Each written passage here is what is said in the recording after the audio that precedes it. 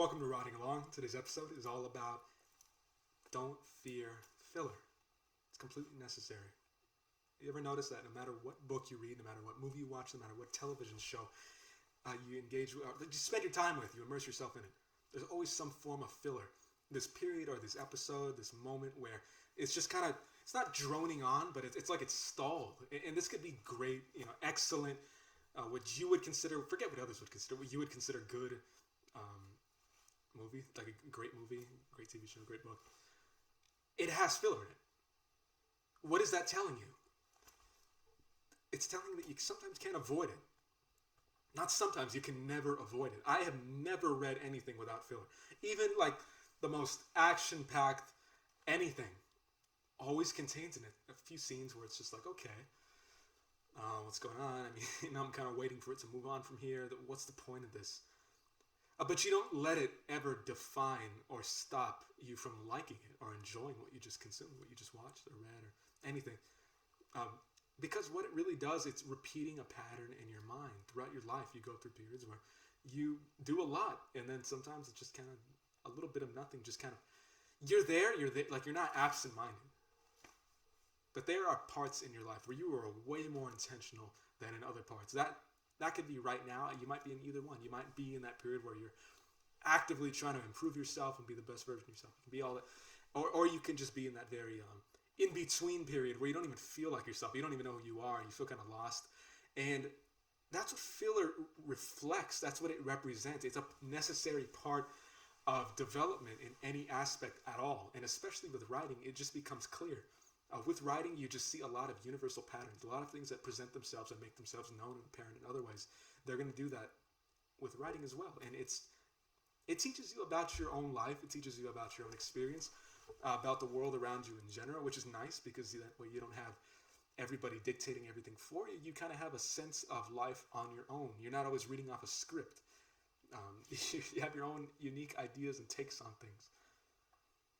And if everything was just shooting at you, just this machine gun of information, you might like it at first if it was just little bite-sized pieces you can consume and consume and consume.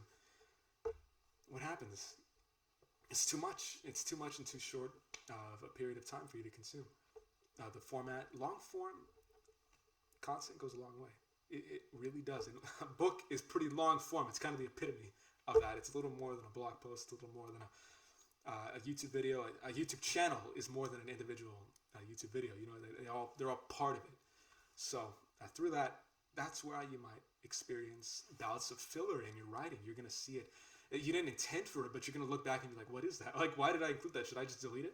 Don't delete it. Do not delete it, and do not fear it.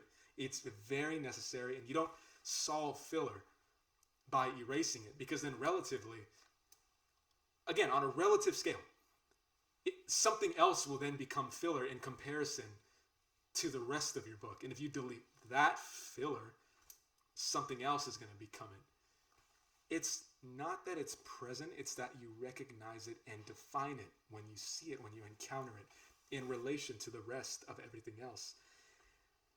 Your brain isn't like, oh boy, time for filler, let me write that in, or it just knows it knows it when it sees it. It kind of creates it as existing.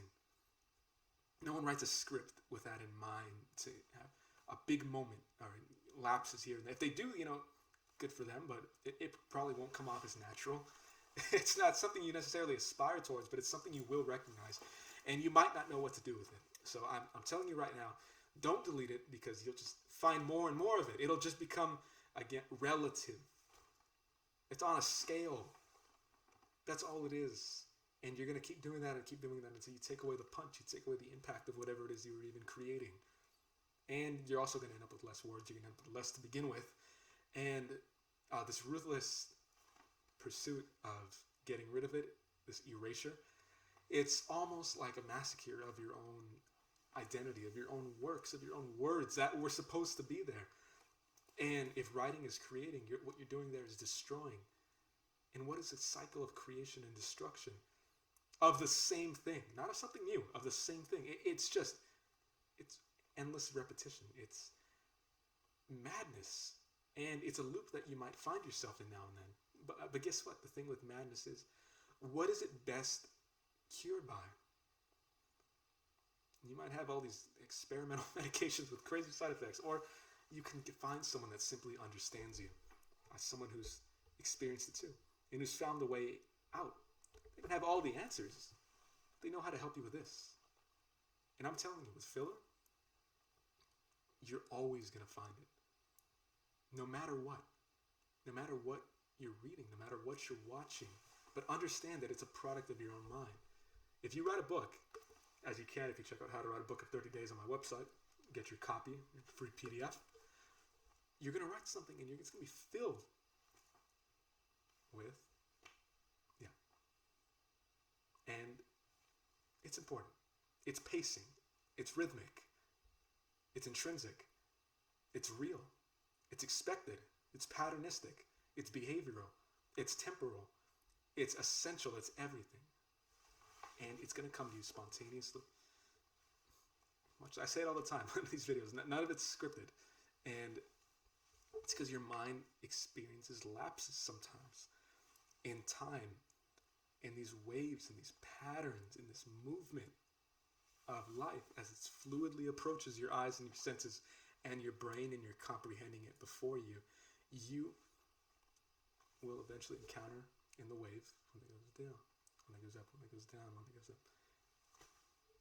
Have you ever worked with numbers? Have you ever worked with statistics, advanced statistics, or just entry level? You see the pattern. If you haven't, you don't have to worry about clicking off. I'm not going to go off on that too complicated. But what happens is you see a natural trend, a natural tendency, a deviation that occurs with numbers where patterns, when you observe them, react, they interact, they follow this without even trying. In fact, you actually know if something is fake, if something's been altered by another outside force, if it doesn't follow this trend of this wave. I'm not saying that everything is always going to be this first hand. Like, you're not going to always be consciously thinking of this concept or phenomenon, but knowing about it is going to be essential if you want to move forward, if you want to not let it stop you, if you want to recognize it in the moment. You're not constantly on the lookout for it. You're not like, oh, that was my filler chapter. You find out after. You'll find out never if you never reread it, if you want to be one of those. I think everyone who says they don't reread their stuff, it doesn't matter.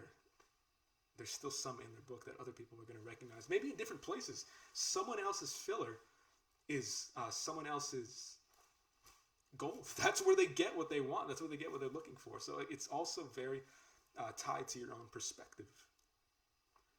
You might not like that scene where everything just slows down and it's just normal life. And it's just like, well, what is this stuff? This is just, wow, the writers must have really not taken a break here. They must have just kicked their feet up and not tried here. Someone might love that.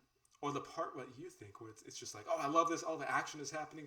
This person just got put into a dangerous situation, and everything's building up. Well, someone might just be sitting there like, all right, come on, move on with it already. Like, what kind of filler, like whatever, who cares? Just move on to the next thing, what I want.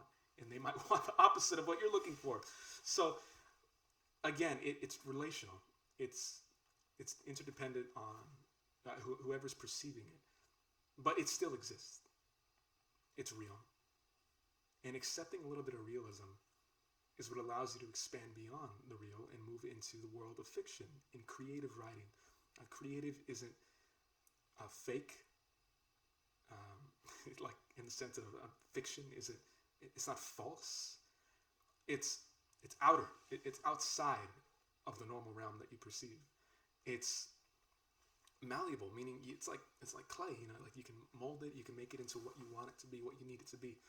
And that's what it is, because what you create, what it stands for, is what makes and creates the impressions on others.